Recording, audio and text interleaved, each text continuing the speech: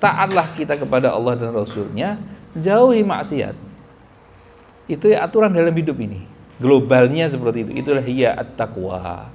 Itulah yang namanya takwa. Aturannya itu. Kalau keluar dari itu, koridor itu, kita kalah nanti permainan dalam hidup ini.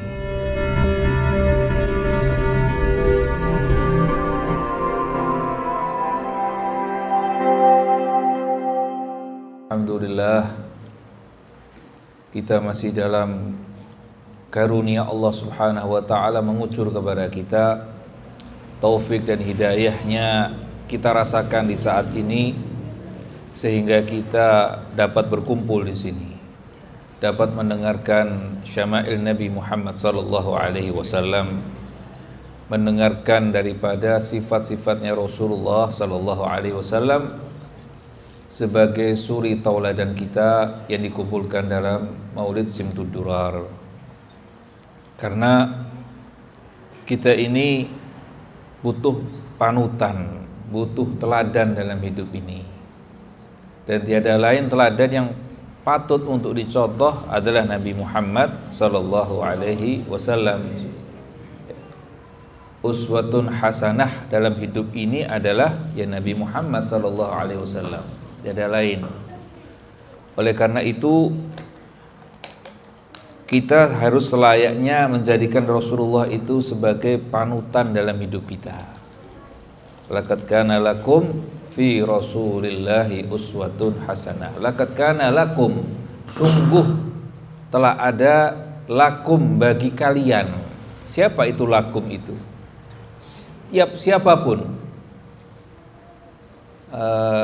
profesi apapun bagi kalian, baik itu ahli dakwah, baik itu ahli dagang, baik itu ahli apapun dia, seorang guru, seorang petani, seorang pedagang bakso mungkin, atau yang lagi Grab, ojek online dan sebagainya, profesi apapun, laqad kana lakum fi Rasulillahi uswatun hasanah.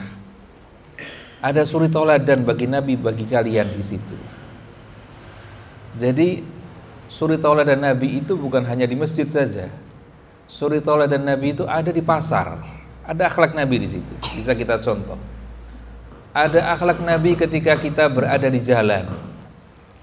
Ada akhlak Nabi ketika kita berada duduk di pinggir jalan lagi ngobrol, lagi nongkrong mungkin di situ. Ada akhlaknya Rasul. Tidak boleh ganggu orang yang lagi lewat, ya kan? Itu salah satu akhlak-akhlaknya Rasulullah sallallahu alaihi wasallam. Bukan hanya ada di musola. Ketika antum berada lagi ojek online, lagi ngojek, lagi nge-grab, ada akhlaknya Nabi sallallahu alaihi wasallam di situ. Laqad kana lakum fi Rasulillahi uswatun hasanah. Kalau kita ngikuti Rasulullah sallallahu alaihi wasallam, qul in kuntum tuhibbunallah fattabi'uni yuhibbukumullah. Manhajnya Rasulullah yang dititipkan kepada kita itu ittiba', ikuti saja. Bukannya Allah mengatakan pelajari itu, enggak, tapi ikuti. Sangat mudah sekali sebetulnya, sangat simpel. Kalau disuruh melajari, enggak mungkin semua orang bisa belajar. Hadis Nabi pakai bahasa Arab, gitu. Al-Quran, tidak semua orang bisa baca Al-Quran. Fattabi'uni, ikuti Nabi, ittiba' saja. Yuhibbukumullah wa yaghfir lakum dzunubakum. Maka engkau mendapatkan satu kedudukan yang dicintai sama Allah, tinggi sekali itu. Semua manusia satu dunia ini hidup dari mulai zaman Nabi Adam sampai akhir zaman itu mencari semuanya hakikatnya ridhonya Allah, mencari cintanya Allah. Nah, pintunya untuk menggapai cintanya Allah tidak ada lain kecuali ikuti Nabi, katanya Allah. Fattabi'uni yuhibbukumullah. Dapat bonusnya yaitu dicintai sama Allah Subhanahu wa taala. Bonusnya lagi diampuni segala dosanya. Jadi ittiba' Nabi SAW adalah salah satu metode dalam hidup ini untuk kita mendapatkan puncak apa yang kita cari dalam hidup. Puncak yang kita cari itu kan kebahagiaan. Kebahagiaan itu bisa kita dapatkan dari ketenangan. Ketenangan itu dari apa yang kita dapatkan? Ala bi dzikrillahi tatmainnul qulub. Kembali kepada Allah. Dengan zikir itu bukan hanya sekedar mengucapkan lafaz zikir, bukan hanya sekedar itu bagian daripada zikir. Zikir itu mengingat satu aktivitas yang selalu kita lakukan sudah, mengingat itu, zikir itu. Mengingat apa? Mengingat apapun yang pernah kita lakukan. Yang terpenting adalah mengingat siapa yang paling afdal dalam hidup ini adalah mengingat Allah. Segala tindak tanduk kita mengingat Allah.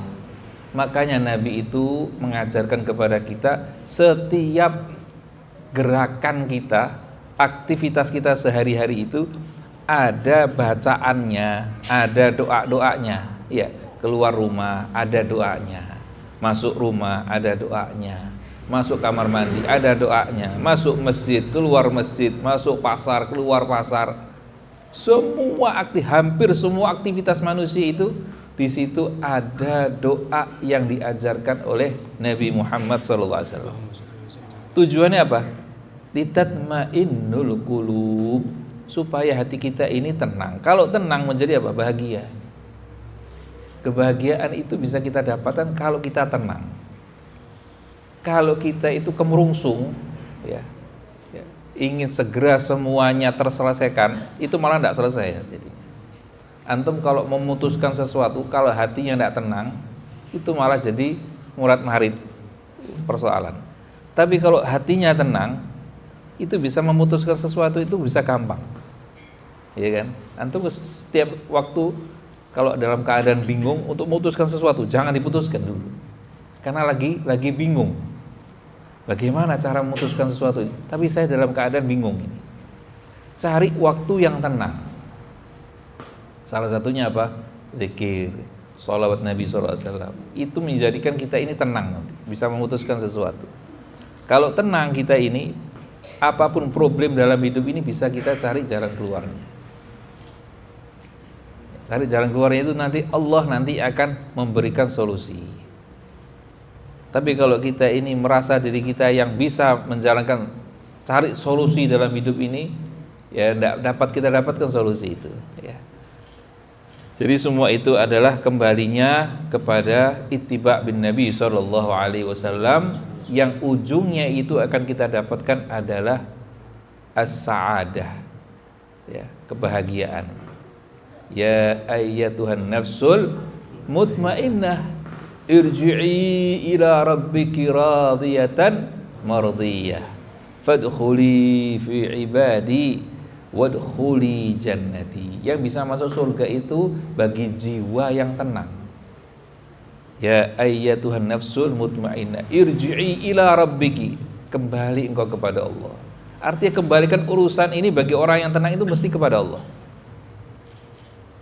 Kita ini punya problem hidup apapun, ya, dari pekerjaan, dari problem rumah tangga, anak, apapun itu, ekonomi, itu mesti kembalinya harusnya kepada Allah, bukan kepada kekuatan daya kita. Tidak ada. Kalau kita mengandalkan kekuatan daya kita, daya jenius pikiran kita, bakal muncul problem yang baru yang tidak terselesaikan malah. Tapi kalau kita ini menyerahkan semuanya kepada Allah, maka di situ nanti Allah yang akan membenahi hidup kita. Asalkan kita punya kekuatan yakin kepada Allah, ya. Ada ikhtiar, ada tetap ikhtiar dalam hidup kita ini. Harus ada usaha. Siti Maryam itu ketika melahirkan Nabi Isa alaihissalam itu lemes, ya, lelah karena luar biasa sakitnya. Apa yang dikatakan sama malaikat Jibril? Suruh menggerakkan pohon kurma yang disandari oleh Siti Maryam.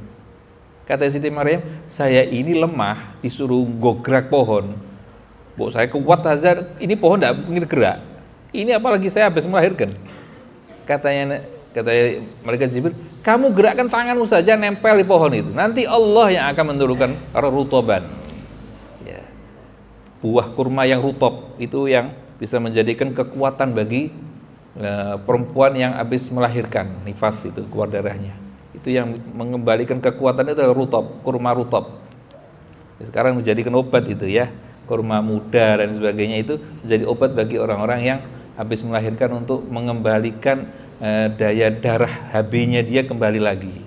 Dalam ilmu kesehatan seperti itu. Itu Allah yang jadi kita disuruh ikhtiar saja. Usahanya kita itu hanya berapa persen dari sunnatullah. Seperti kita kalau mau menggerakkan bolpen atau saya gerakkan ini tisu ini ke bawah ini, apa yang harus saya lakukan? Cuma melepaskan jari saja. Hanya berapa persen? Sisanya sunnatullah yang menggerakkan tisu ini ke bawah. Hanya berapa persen saja kita gerakkan dalam ikhtiar hidup ini. Hidup juga seperti itu. Solusi apapun itu kita ya ikhtiar, tetap berikhtiar. Darus sabab ini hidup ini. Ya ada sabab musababnya. Ada aturan main. Ad-darun dikatakan dalam sebuah ayat itu kan hidup ini seperti la'ibun walahwun, ya. Seperti kehidupan ini seperti permainan dan sendau gurau. Artinya di situ wa ma hadhil hayatud dunya illa lahwun wa la'ibun wa inna daral akhirata lahiyal hayawanu law kanu ya'lamun.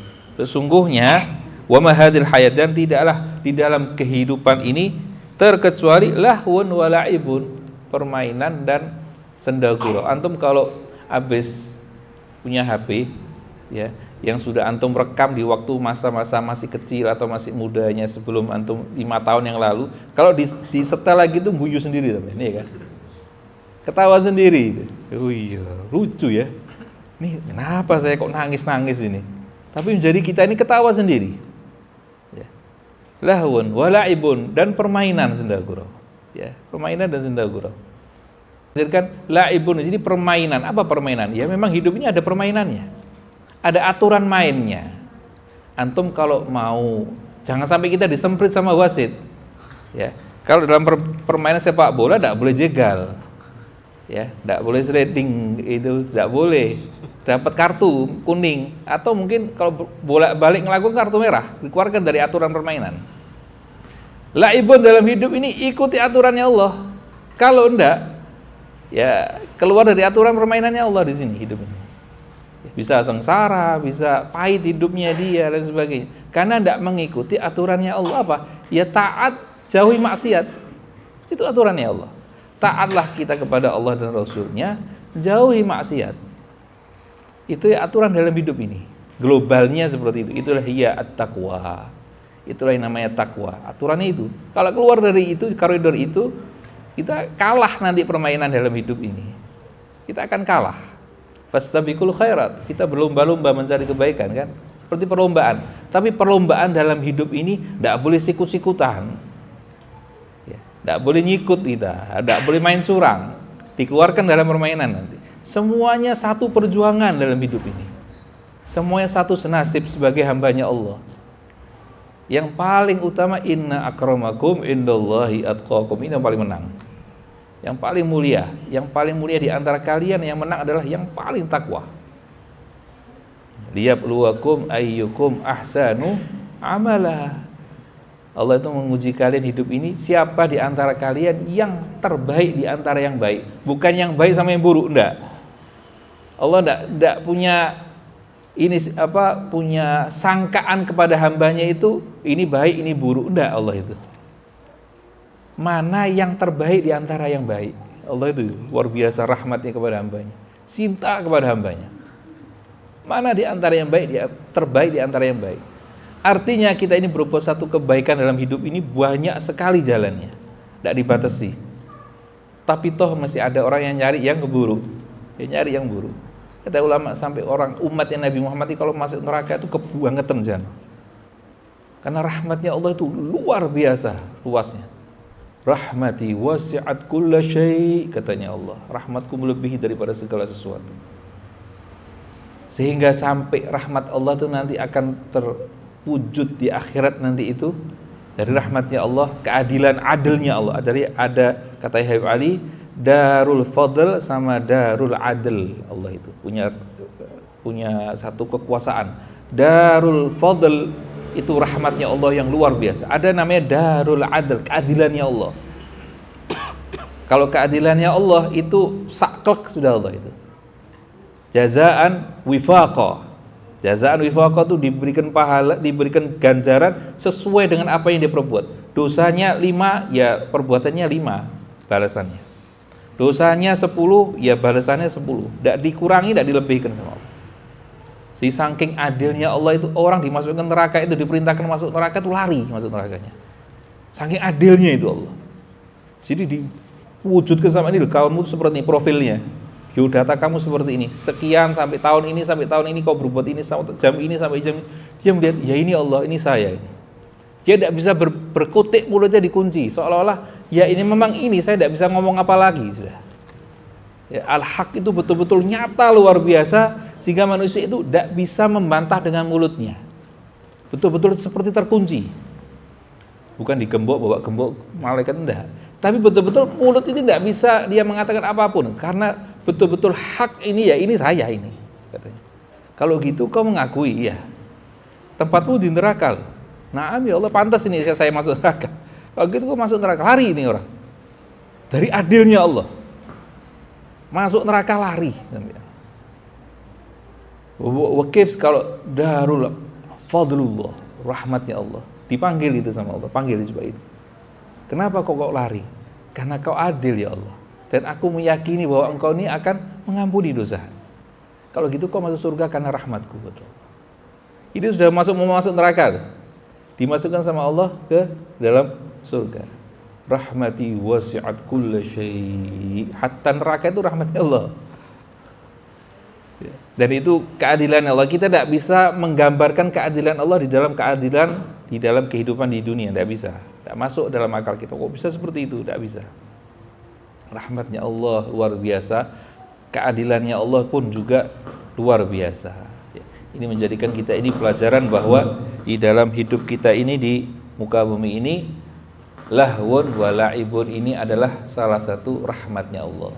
Ada juga yang menafsirkan dalam ayat ini adalah ini bagi orang-orang kafir. Bahwa kehidupan di dunia ini adalah permainan dan sia-sia hidupnya bagi orang-orang yang tidak beriman kepada Allah. Adapun bagi orang yang beriman kepada Allah, maka kehidupan di dunia ini adalah kehidupan yang tidak bernilai sedikit pun di mata Allah dari sayapnya nyamuk. Lau kanatid dunya ta'dilu indallahi janaha ba'udatan ma saga kafiran syarbata ma'in. Atau kama qala Nabi sallallahu alaihi wasallam. Andaikan dunia ini ada nilainya di mata Allah sebesar sayapnya nyamuk, ya, maka dunia ini tidak ada, orang-orang kafir tidak akan diberikan oleh Allah setetes air, syarbata ma'in, ya, bukan seteguk air. Ada yang menafsirkan syarbata ma'in, setetes air saja orang kafir tidak diberi, ya, karena apa? Karena tidak ada nilainya dunia ini di mata Allah sebesar sayap nyamuk saja, tidak ada nilainya. Kok yang diambil kok sayap nyamuk, kenapa ya? Nyamuk ini apa nih hikmahnya nyamuk? Ba'udatan. Innallaha la yastahi ayyadriba mathalan ma ba'udatan fama fawqaha. Allah tidak memberikan rasa malu. Nyamuk itu, kita jangan jadi nyamuk. Salah satu hikmahnya, nyamuk itu dia merasa dirinya ini diberikan keplok oleh orang yang akan membunuh dirinya. Iya. Orang kalau mau nepuk nyamuk itu pakai keplok ya. Dipikirin nyamuk, wah ini saya dikasih penghargaan ini. Ternyata dihabisi dia. Itulah dunia. Ya, dunia itu jangan kita seperti nyamuk. Kita terkadang kita ini tergoda dengan gemerlapnya dunia. Ya, jadi kita ini hidup ini, ikhwani, dalam kehidupan di dunia, zuhud itu artinya dia bisa membandingkan hidup dia dengan akhirat. Harus dibandingkan, jangan tidak dibandingkan. Kalau tidak dibandingkan, dia jadi pesimis hidupnya dia. Kalau hidupnya dia ini, saya mau hidup seperti ini, mau menjauhi dunia, tok, pesimis hidupnya. Tidak bakal bangkit hidupnya, tidak bakal, orang Islam tidak bakal meningkat hidupnya dia. Tertinggal dengan orang-orang kufar. Tapi harus dibandingkan dengan akhirat. Ini salahnya orang muslim. Dia harus membandingkan hidup di zuhud itu, membandingkan dia kepada akhirat. Karena ada kehidupan setelah di dunia. Kalau ahli dunia itu berhenti di dunia, selesai sudah. Tidak ada, dia tidak beriman dengan akhirat kok. Maka kehidupannya dia adalah sia-sia, tidak ada mempertanggungan jawab di akhirat. Kalau orang muslim, saya mau berbuat seperti ini sebaik mungkin supaya apa? Nanti dipertanggungjawab sama Allah yang dapatkan pahala. Karena dia meyakini ada darul jaza di dalam hidup setelah kehidupan di dunia. Tapi kalau bagi orang ahli dunia, yang penting saya sukses untuk diri saya. Mau itu halal mau haram, tidak peduli saya. Kelihatannya sukses, tapi tahu-tahu dia masuk ke jurang, tidak tahu dia. Tapi kalau ahli dunia, dia bisa mau sukses, tapi dia terkadang bisa waspada. Nanti dulu, ini kelihatannya menggiurkan ini dunia ini. Ya, korupsi ini menggiurkan ini. Tapi kalau saya ambil ini uangnya, saya bakal masuk ke jurang ini. Bertanggung jawab di sisi Allah saya. Bisa muflis saya, bisa bangkrut saya, bisa habis saya punya amal ibadah, bisa habis saya punya amal sedekah yang sudah saya lakukan. Karena banyak yang saya zalimi kalau begitu. Nah, ini orang yang muslim, punya dia, gridnya dia berpikirnya lebih maju daripada, visionernya dia lebih maju daripada orang-orang yang tidak mengimani yang namanya hari akhirat. Jadi orang yang zuhud kepada dunia, maka dia harus membandingkan hidupnya kepada akhirat. Adanya kehidupan akhirat setelah kehidupan di dunia. Tapi kalau akhirat kok tidak hidup di dunia, ya ngambang dia. Ya, hidupnya dia juga kurang sempurna. Ya, jadi walatan sanasibaka minad dunia, jangan sampai dia lupakan nasibnya dia di dunia. Ada orang di hadapan Sayyidina Ali karamallahu wajhah caci maki dunia, mencerca dunia dia. Katanya Sayyidina Ali, kenapa kau cerca dunia? Dunia ini memang tempatnya hina. Tapi di dunia inilah wahyu diturunkan. Di dunia inilah engkau ini bisa mazra'atul amal. Di dunia inilah para nabi diturunkan. Kau bisa mengenal Allah. Adanya kehidupan di dunia ini. Artinya kita ini jangan sampai terjebak dengan gemerlapnya dunia. Supaya apa? Kau tidak terjebak, tidak terkena silaunya gemerlapnya dunia. Cahayanya hati harus lebih terang.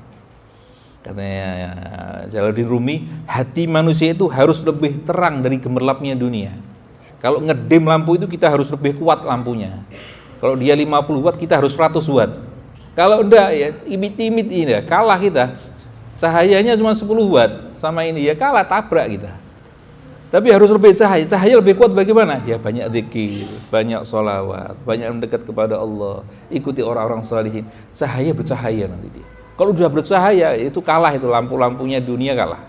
Karena dia sudah memiliki lampu akhiratnya Allah yang sudah dia ingin kepada akhirat ini, kehidupan la hayawan kata Allah. Inilah kehidupan akhirat yang sejati.